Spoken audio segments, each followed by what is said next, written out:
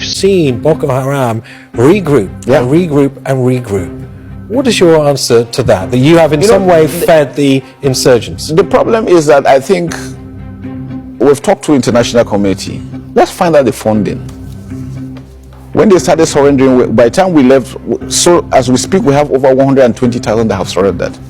Most of them, when you find them, they are coming with hard currencies. How did they get them? How are they funded? How did they get the training? How did they get the equipment? What is your suspicion? Well, maybe an international conspiracy. You don't know. Who knows? How are they be able to sustain themselves for 15 years? That is one question I think everybody should ask himself. For Nigeria to be able to hold them, and you go to Nigeria, everything seems to be working well. You must have an idea. I mean, let's not talk about international conspiracy theories. Let's give some hard facts. Well, I just leave it at that. I'm sure they know, and I'm sure everybody knows that these are the challenges we're facing that needs to be addressed. So the UN need to come in to ensure that, because we need to trace the funding. How are they sustaining themselves for 15 years? What does the UN coming in mean? What does that look like? Track the funding. It's international flow. We don't have control over that. Whose interest is it to see Nigeria destabilized? Well, I don't know. You don't know. Your guess is as good as mine. Why Boko Haram has survived for 16 years in Nigeria, despite the Nigerian army effort to eradicate them, says CDS Musa. Good morning, everyone, and thank you for tuning in and listening to this headline that we got in areas this morning. As our headline for this morning is from the Chief of Defense Staff, Christopher Musa, saying that this is the reason why Boko Haram has survived for 16 years in Nigeria, despite the army's effort to eradicate them. Well, and why did Boko Haram survive for 16 years? Well, the Chief of Defense Staff, General Christopher Musa, has lamented that the fight against Boko Haram is very difficult. Yes, he said it's a very difficult operation. He said that it is impossible for the terrorists to have survived for 16 years without adequate funding from certain individuals. Musa lamented that the Nigerian army is up against people who have nothing to lose and are ready to go to any length to achieve their mission. Speaking during an appearance on Channel Television's Political Today program on Friday, the Chief of Defense Staff highlighted issues that might have led to the military's prolonged battle with the insurgents. He said, "This Boko Haram thing is a lot. Then I tell you this, for them to have survived 16 years and still fighting, how are they getting their funding? Who is sustaining them? Because they cannot just be doing it actively just like that. What I tell people is no country should allow this kind of things to commence. It is a difficult operation to eradicate, extremely difficult. Because before now, when we had the conventional kind of warfare, you are fighting in a country, you know you are fighting for territory, you want to achieve something. Now, you are fighting with people that have nothing to lose.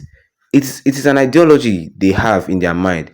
They believe that they are right and you yourself are wrong. He believes that if he kills you, he's getting a blessing.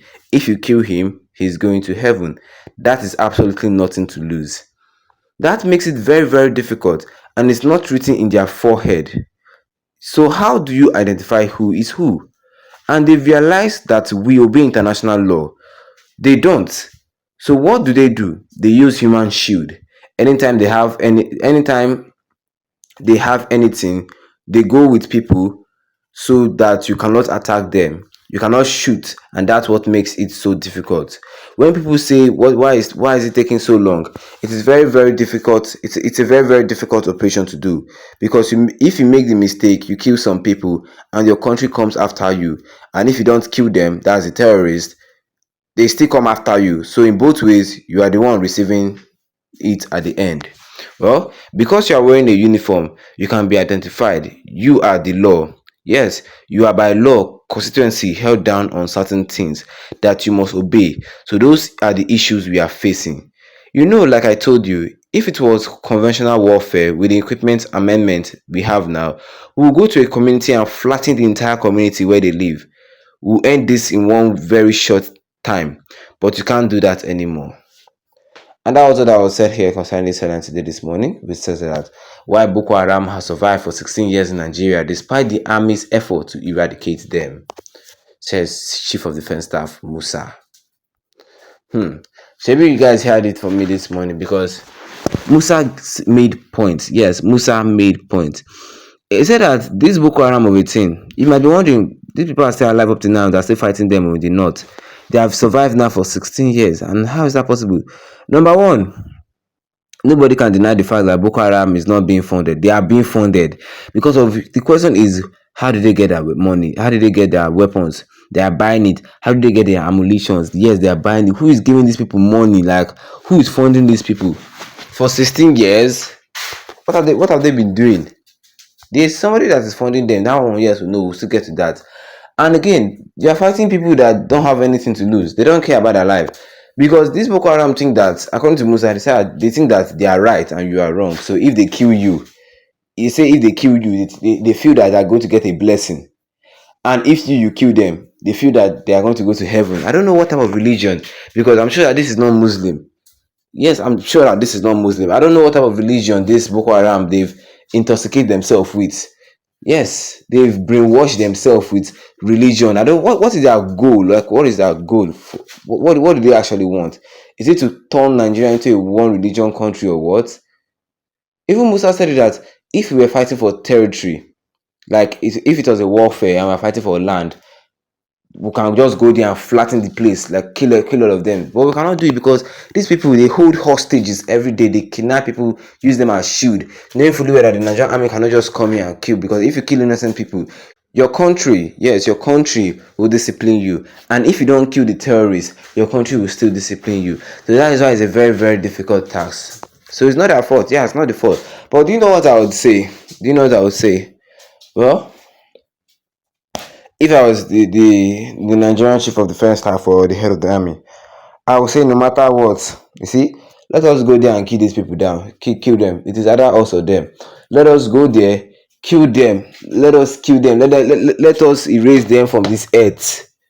Yes, that are stupid fantasy that are living in, thinking that if you kill them, they will go to heaven and have sex with 72 virgins. Or what kind of religion is that? That are fantasy. Let us take them to that fantasy. Yes, the Nigerian army should not be looking at hostages. They should be trained very well to know hostages and real Boko Haram. If it is snipers, let them do the needful and eradicate them slowly without harming the hostages. There's a way you do things. We don't need to be telling the Nigerian army their job. I know it's very, very difficult, but I know that one day they will still eradicate them. But one of the comment sections I have here, Victor Jackson said that. So what exactly is this man saying? So the government is not aware of these certain individuals. My brother, I'm telling you this: the government up to now does not know who is funding these Boko Harams. If they know, they would have they would have arrested the person since now. Well, Kalu Ukum said that. But this is what you people do in the southeast, where you go to particular community and kill every male child by violating the rules of engagement. So you people, Mr. Musa, that formed and sponsored the insurgency, a former governor was mentioned. What did you people do? It was actually true. This person is right. We all know that last year a former governor of Zamfara state was mentioned, saying that he's the one funding Boko Haram. But Musa, not the Nigerian army, did not even investigate it. They didn't investigate the case, and that was wrong. A terrorist came on live television and said that it is this man that is funding these people. A terrorist that is very wanted in Nigeria. Yes, a terrorist that is very wanted in Nigeria. So that is this man that is funding, and you people do not do anything. You people just let it slide. It is very wrong. It is very wrong. And what do you guys think? Tell me what do you guys think concerning this issue of Boko Haram and Nigeria? I've said my own point. If the Nigerian army are really serious in bringing peace and stability to Nigeria, they should not look who they are with. They should go there full really kill all these Boko Harams. Drop your own comment in the comment section. Don't forget to leave a like on this video. Then tap the subscribe button here as the bigger done with the notification bell, so that anytime I have any new video, you'll be the first to get notified about it. Once again, thank you for tuning in and have a wonderful day ahead of you.